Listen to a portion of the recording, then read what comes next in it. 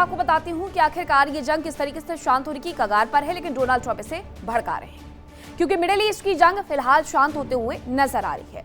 लेकिन ट्रंप की बयानबाजी से इसके धधकने की आशंकाएं और ज्यादा तेज हो गई है। इस जंग में ईरान विजेता बनकर के उभरता नजर आ रहा है और ईरान की इस जीत का श्रेय जनता, सेना, IRGC को तो जाता ही है, ईरान के सुप्रीम लीडर मुस्तफा खामनेई को भी जाता है, जिन्होंने बेहद कठिन परिस्थितियों में ईरान को संभाला, मानसिक और शारीरिक आघात झेलने के बावजूद उसका नेतृत्व किया और जीत दिलाई।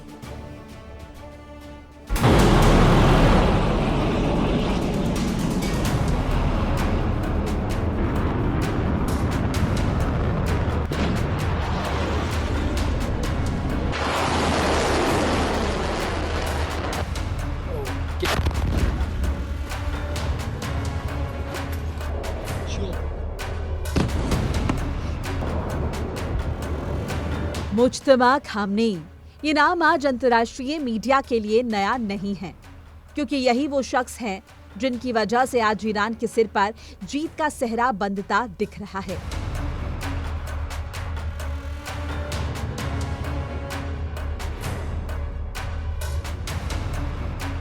ईरान ने इस जंग में चाहे जितने जख्म खाए हों, लेकिन सुपर पावर अमेरिका को झुकाने का श्रेय भी उसे जाता है। मुज्तबा खामनेई ईरान के तीसरे और वर्तमान सर्वोच्च नेता हैं। उन्होंने मार्च 2026 में देश की कमान संभाली।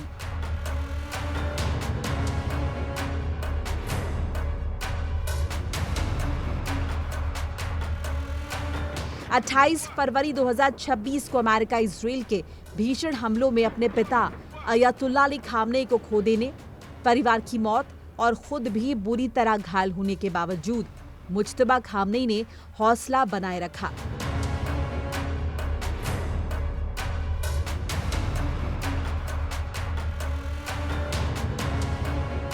मुज्तबा ने जिन परिस्थितियों में देश की कमान संभाली, उस समय अयतुल्ला अली खामनेई समेत देश की तमाम टॉप लीडरशिप खत्म हो चुकी थी। मुज्तबा खुद भी बुरी तरह जख्मी थे। कुछ मीडिया रिपोर्ट्स में तो उनके कोमा में जाने तक का दावा किया गया, लेकिन मुज्तबा ने दिखा दिया कि वो ईरान को जीत दिलाने का दम रखते हैं।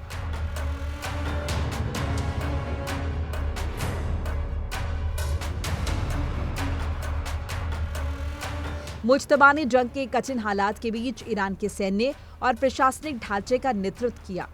बताया जा रहा है कि फिलहाल वो राजधानी तेहरान में बेहद गोपनीय और सुरक्षित जगह से शासन का संचालन कर रहे हैं।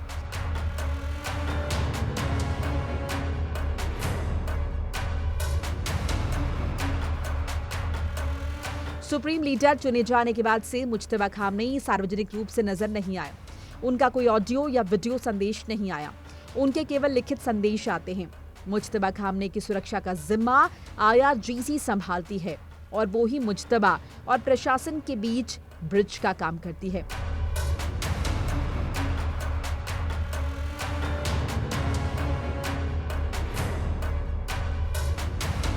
दावा किया जा रहा है कि सुरक्षा कारणों की वजह से मुज्तबा खामनेई इलेक्ट्रॉनिक डिवाइस का इस्तेमाल नहीं करते हैं।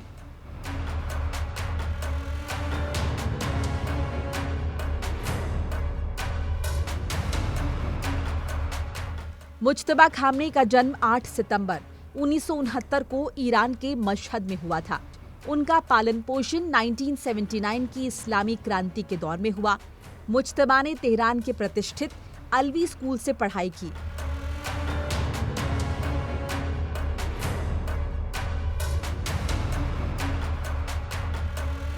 1980 के दशक में हुए ईरान इराक युद्ध के दौरान उन्होंने हबीब इब्र मजाहिर बटालियन में एक सैनिक के रूप में हिस्सा लिया।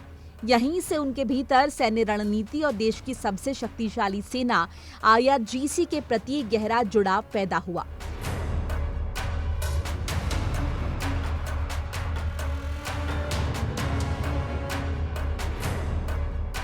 बताया जा रहा है कि युद्ध के बाद उन्होंने कौम के धार्मिक मदरसों से उच्च स्तर की इस्लामी शिक्षा पूरी की। 2008 से 2026 के बीच वो अपने पिता के आधिकारिक प्रतिनिधि के रूप में काम कर रहे थे।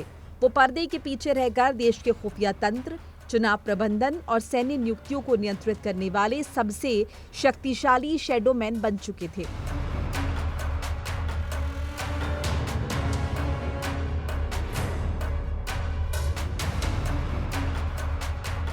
मुज्तबा खामने के नेतृत्व में ईरान की जीत पारंपरिक अर्थों में किसी देश को पूरी तरह तबाह करने जैसी नहीं थी, बल्कि ये अस्तित्व की रक्षा और शासन को बचाए रखने की एक ऐतिहासिक कामयाबी थी।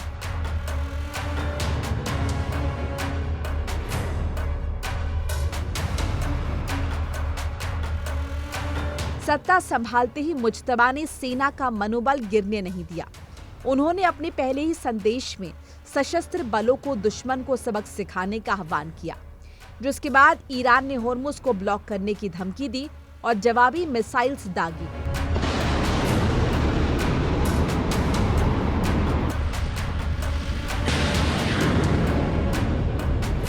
मुज्तबा के IRGC के जनरल्स के साथ पुराने और बेहद घनिष्ठ संबंध थे।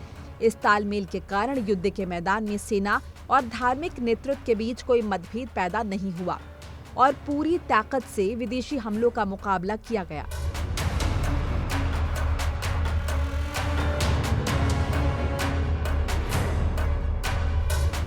युद्ध को अनंत काल तक खींचने के बजाय मुज्तबा ने पर्दे के पीछे से कूटनीति के रास्ते खोले।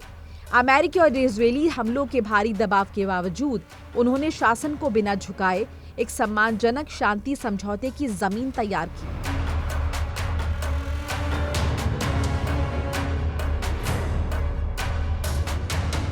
जिससे ईरान पर मंडरा रहा तख्ता पलट का खतरा टल गया। साफ है कि मुज्तबा एक टफ लीडर हैं, जिन्होंने हर हाल में देश का नेतृत्व किया और जीत दिलाई। Bureau report, India daily. America ने मुस्तफा खामनेई को ईरान का सुप्रीम लीडर बना दिया। हालांकि इसे लेकर के ऐतराज भी था। अब आइए आपको ये बताती हूँ कि मुस्तफा खामनेई कौन है और आखिरकार वो ईरान को किस तरीके से मजबूत कर रहे हैं। तो मुस्तफा खामनेई का जन्म साल 1969 को मशहद शहर में हुआ था, यानी कि इस्लामिक क्रांति से 10 साल पहले। अयातुल्लाह अली खामनेई के दूसरे बड़े बेटे हैं Mustafa Khamenei. Alvi high school में मुस्तफा ने अपनी पढ़ाई पूरी की है।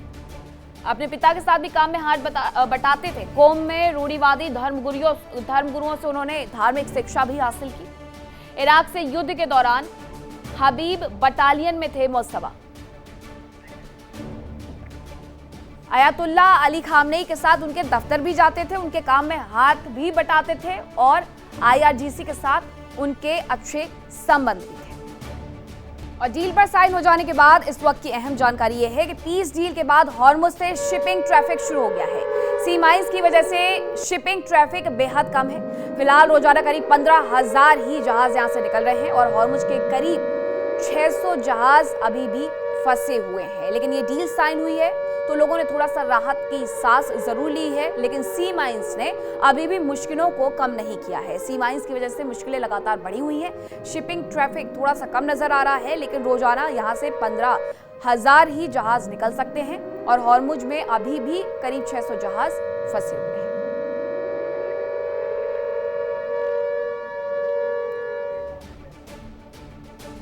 तो ये थी खबरें विस्फोट में आज की। फिलहाल रुक रहे हैं छोटे से ब्रेक के लिए, कहीं मत जाइएगा। खबरों का सिलसिला लगातार जारी है। इंडिया डेली अब आपको स्मार्ट टीवी पर भी मौजूद है। इंडिया डेली 24/7 अब इन सभी प्लेटफॉर्म पर लाइव देखें। देखिए इंडिया डेली 24/7 अब आपकी स्मार्ट टीवी पर। इंडिया डेली मौजूद है सभी डिजिटल प्लेटफॉर्म पर लाइव और लगातार। इंडिया डेली 24/7 हर दिन राष्ट्र को समर्पित।